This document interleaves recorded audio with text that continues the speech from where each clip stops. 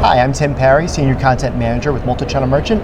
I'm with Jim Okamura, the Managing Partner of Okamura Consulting, and we're going to be talking here at IRCE 2013 about some of the e-commerce trends that we're seeing at the show and coming up on Holiday 2013. Jim, speaking of Holiday 13, Cyber Weekend 2012 was the biggest one we've seen yet.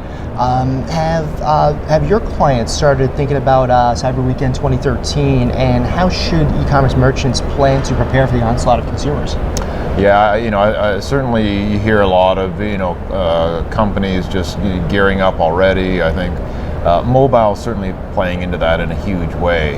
I think are they really prepared for the mobile traffic and the subsequent customer experience that they really hope to have? And I think that's really where there's been a lot of scrambling this year to kind of get ready for that spike in the holiday season.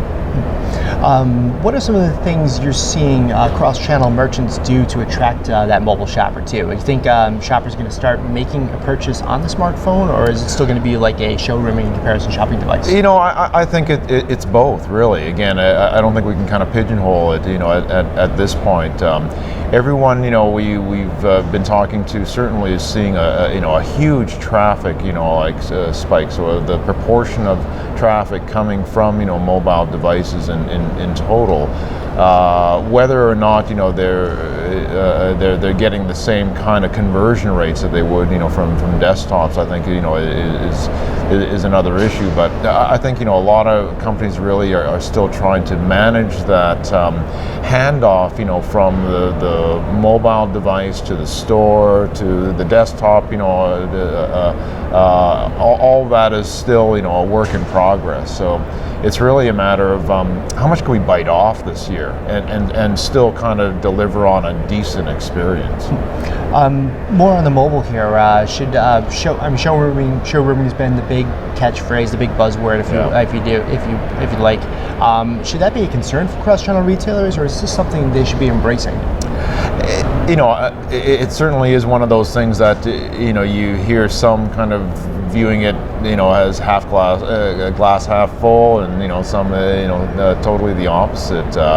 I think in general it is a threat to most multi-channel retailers.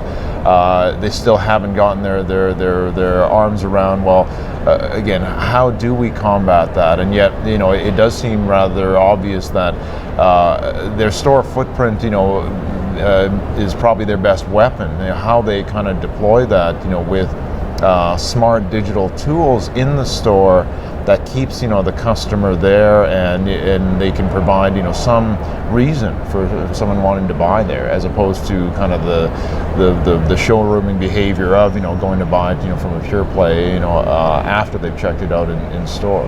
It really puts a lot of pressure, I think, on the service strategies. And we know that those are hard ships to turn in a sense, because if you've got a 1,000 store network, or then trying to get them to execute to a consistent level is really, I think, the biggest challenge we face in cross-channel right now.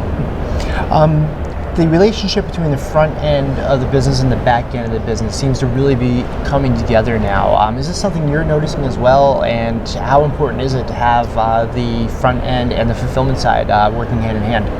Yeah, I think it is coming together better. I think when we're working with any senior leadership team, we always, there's a point in time where the everyone around the senior leadership table kind of realizes, hey, this is not the digital team's issue. This is my issue. This is all of our issues, and we've got to figure out ways to kind of do this well. And from all the best practices, that we've seen, it's really where there's a strong relationship. Often, we were writing about this recently between the head of e-commerce, the head of store operations, and the CIO. That kind of is an interesting kind of triumvirate that I think makes for better execution in store, and yet that's certainly the exception and not the norm right now. There's been a bit of talk around this show about merchants and their international expansion plans. Is international for everybody? And is there something what are the things merchants should be looking at before they decide it's time to go global? Yeah, we actually had we're hosting a bunch of retailers on this topic last night, and had some great conversation around global. I think it was a really good microcosm in the sense of retail. Some who were doing in the hundreds of millions in overseas revenues, and some who were just starting to think about it. And I think that is quite reflective of where brands are at in general. But I think the awareness of the opportunity is much higher than it was even a year or two ago. I think it's really being cited as that next wave of growth, and everyone's always kind of looking for that. No simple answer to what they should do to kind of tackle that.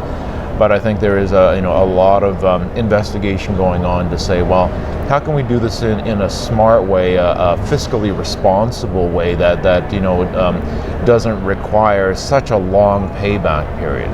And I think in general what we've seen is that the emergence of a lot of the vendors and middlemen who are really helping with international shopping carts and fulfillment solutions and customer care solutions. They're not perfect by any means, but they're improving that customer experience to the point where brands can test out an international strategy and start to show the results to their senior management that encourages further investment. Finally, the Marketplace Fairness Act, it's going to pass in some way, shape, or form whenever Congress gets around to that. But how do you feel about the Marketplace Act, and is this something that you see as fair to merchants or an unfair thing for e-commerce merchants? Sales tax?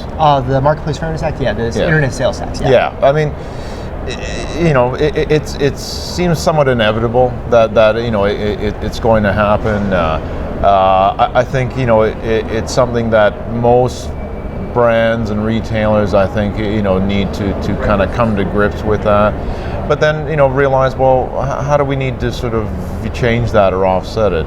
So just in seeing the ComScore chairman share some of the their data was interesting, where in sales tax situations where a much higher proportion of free shipping, offers that were being accepted, by consumers was kind of offsetting, or seemingly offsetting that sort of sales tax burden, on the part of the consumer. So I think it's those sort of things that we're starting to see where how do we adjust for that sort of reality? It's beyond our control. It's probably going to happen. Get ready and have some good tactics to kind of mitigate it. Okay, Jim, thank you very much for your time today. I know it's a busy IRCE 13 for you, so let's hope you have a great one. Great, thanks very much.